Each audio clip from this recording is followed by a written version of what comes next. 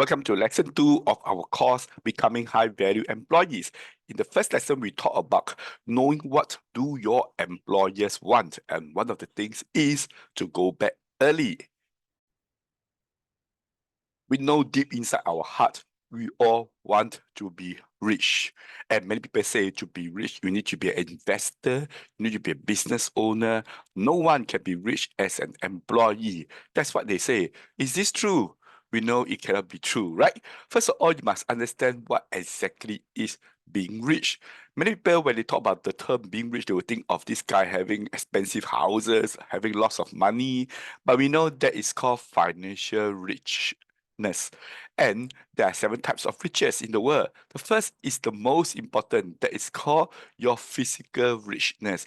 And that a lot of times is about your health. Do you have the physical health?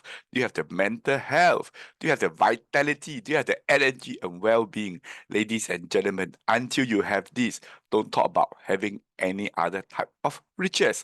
And the next thing is you cannot be healthy physically, but yet you are quite dumb, right? You need to have some intellectual richness. That's why you see some professors, they are actually very rich intellectually. They got lots of knowledge and they're well educated. That's why people go for upgrading courses, right?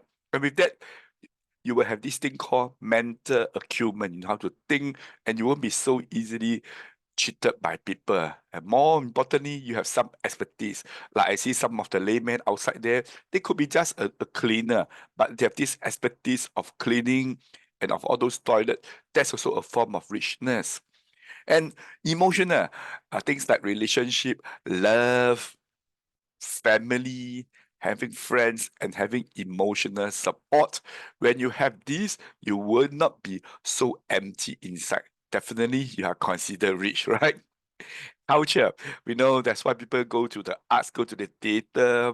We like heritage. We also like to appreciate art. That's a form of richness. And social, when you have many friends that you can count on, when you are able to make connections with people easily, when you are very popular on the social media, you post a video on TikTok, straight away you get 1,000 views. That's also a form of richness. And by the way, all these number 1 to 5 can be converted to financial riches. I mean, just look at number 1. When you got healthy body, healthy organs, I mean, there are people that are willing to pay a lot of money to buy a certain organ, right? And then the same go for number 2, when you got the intellectual, you got the expertise, people will pay a lot of money to hire you. And relationship, that is also very obvious. Some people marry, yeah, I mean, very rich people, they will marry down because what they want is the love, right? Culture definitely in today's world can be converted to money. And spiritual, when we talk about spiritual, it is not about going to the mountain, becoming a monk. We're talking about having this thing called inner peace. Do you have connection to something greater than yourself? If you feel that you're the greatest creature on earth, basically you're not enlightened. Having spiritual richness means that you know there's something beyond what we see in the world today. You know, the monk that's been doing nothing every day, doing chanting, he has very high spiritual richness. He's actually enlightened. And last one, then it comes to financial richness. And many people, they focus their entire life to achieve number 7 richness and ignore the 1 to 6. And when in the end, they got some financial richness, they realize that they've lost the 1 to 6 richness. Ladies and gentlemen, don't be that person. Why I want to talk about richness? Because becoming high value employee will make you become a rich person. Richness is not just earning a lot of money, right? But even that, as an employee, you can earn a lot of money. You can be financially rich, right? Very obvious, right? This gentleman, the CEO of Alphabet, Google, he's definitely just an employee. He did not start the company. He is definitely not an entrepreneur. He's just an employee. Hey, look at his wealth today. He's so rich. So as long as you know what your employer are looking for and you're able to do those things, you'll be on the road to richness like the Alphabet CEO. First thing is they're always looking for people with low maintenance. That's how to buy a car. You first look at not performance of the car, look at maintenance. The car must not be having high maintenance. So imagine if you're the boss, you hire employee and you need to provide a lot of maintenance to this guy. You need to provide him a lot of resources, and then he's always sick, always got MC. Need to supervise over him. That's called high maintenance employee, and he needs a lot of tools. A high value employee don't need tools. He will actually create the tools. He is the tool, right? Flexible to change. Nowadays, many people they are reluctant to change. That is called high maintenance. Ladies and gentlemen, this is number one. Be a low maintenance employee. Number two, be very reliable. Have the right work ethic. That means do what you say what you do. Be supportive of management. Never talk bad about management. Be loyal. If you feel that you cannot be loyal to them, then must well you end the employeeship. Never say no, do as much as you can. Never cherry pick work. Just take whatever work they assign you to. You must act as though you're running your own business, looking out for opportunities to increase the employer's net worth. That's right. You don't just do your job. You actually look at ways whereby you can increase the company's profits, the company's net worth. And most importantly, you have to all to sail your own ship. You're not lying on bed. What is this all? What is this bed? When there's a problem, people like to blame, right? Blame, and then they will say, oh, I didn't finish this on time because I was not giving the right resources. I mean, that's called blame, because if you don't have the resources, you should be looking out for other ways, right? And then once the blame is finished, they will start to give reasons, and we call it excuses, right? And worst of all, they deny anything has gone wrong. They will deny all accusations. They behave like a victim. I'm the poor victim. So they're having blame, excuses, denial. The first three letters are BED. In short, they are lying on bed. So to be a high value employee, you need to move up to have the all to sail the ship.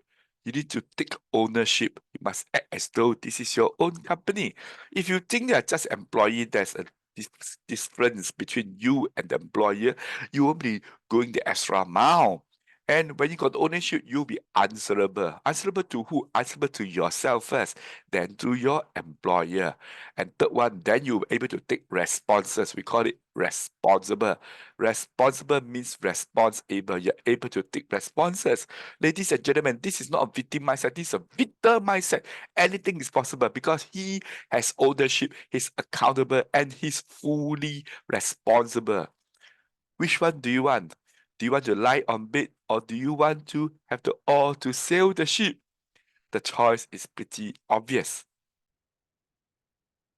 We know no matter how you blame, no matter how many reasons you have, at the end of the day, it does not change a single thing. So stop having blame, excuses, and denial, and instead have ownership, accountability, and take responses. Then you'll be a problem solver and solution provider. You are always thinking things through to come to the logical conclusion. And understand that if you cannot solve the problem, it's fine. But please, please do not add a problem while solving the problem. Many people, no, I ask them to please handle the customer, resolve the customer dispute. They get angry, they scolded the customer, and then we got a complaint to the authorities. So instead of solving the problem, they added more problems. And if you bring out a problem, please also suggest solutions. Otherwise, I mean, imagine the boss, every day, everybody talk to him, bring out all the problems, will be very headache, right?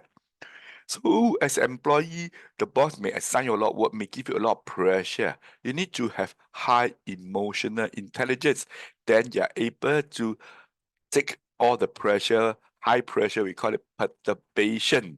That's possible when you have number 6 passion at work. You have so much contagious enthusiasm. You never say die. You always go the extra mile. By the way, in our subsequent slides, we will have details for all these things. And with that, you also get along well with other people. You can lead, you can follow, you can even lead the boss. We all know leadership is not just about leading people below you. You also need people that are the same level as you. You lead people above you. You lead your bosses as well, right? And more importantly, do not have politicking, have great teamwork, and get along well with the boss. You must make an effort to get along well with the boss, not the other way around, huh? The boss make efforts to get along well with you. I understand that your boss has so many employees. If you were to everybody try to create relationship, get along well, that'll be a very time consuming. So you must take the initiative to get along well with the boss and know how to handle difficult people well. Do not add problems while handling difficult people. Number 8, you're highly productive. They pay you this salary, you generate 3 times profit over the pay. Imagine you get $5,000 salary plus the CPF and benefits, so you'll be at least 2.5 times. So basically, the cost to the employer is your salary times 2.5. So in order for the employer to make money from hiring you, you must generate 3 times profit. Now, you know why 3 times profit? This is based on accounting.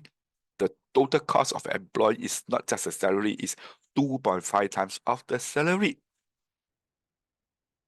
When you're highly productive, you are no drain on the resources. You get things done in half time. Amazing, but also have quality.